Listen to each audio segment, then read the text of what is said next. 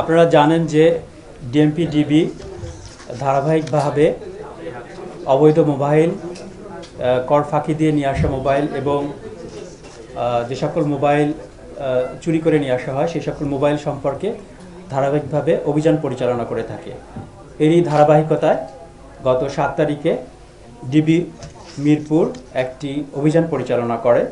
সেই অভিযান পরিচালনা করে ডিবি মিরপুর বিভাগের সংঘবদ্ধ অপরাধ, গাড়ি চুরি প্রতিরোধ ও উদ্ধার টিম। আমরা একটা গোপন সংবাদের ভিত্তিতে জানতে পারি যে উত্তরা 17 নম্বর সেক্টরের একটি বাসায় এবং খিলক্ষেত থানাধীন নিকুঞ্জ 1 এলাকার একটি বাসায় কিছু বিদেশি নাগরিক অবৈধভাবে নিয়ে আসা মোবাইল সংরক্ষণ করে স্থানীয় বাজারে বিক্রি করা ব্যবস্থা নিচ্ছে।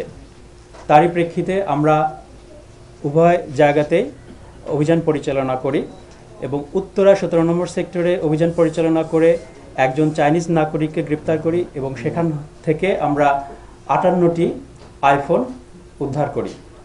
পরবর্তীতে আমরা খিলক্ষেত থানাধীন নিকুঞ্জ 1 এলাকার একটি বাসায় অভিযান পরিচালনা করি।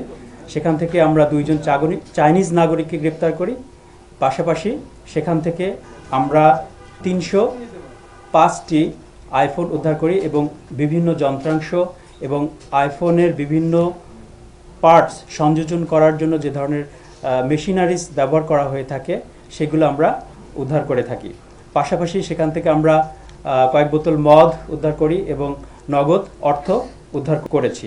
আমরা তাদেরকে প্রাথমিকভাবে জিজ্ঞাসাবাদ করি এবং এই জিজ্ঞাসাবাদের মাধ্যমে জানতে পারি যে স্থানীয় কিছু এখানকার যারা মোবাইল ব্যবসায়ী তারা এই ঘটনার সাথে যুক্ত রয়েছে বা এই ব্যবসার সাথে যুক্ত রয়েছে। তাদের কয়েকজনের নাম আমরা পেয়েছি। আমরা তদন্তের স্বার্থে এখনই আমরা এই নামগুলো প্রকাশ করছি না, পরবর্তীতে তদন্ত শেষে আমরা এই নামগুলো আপনারা জানতে পারবেন।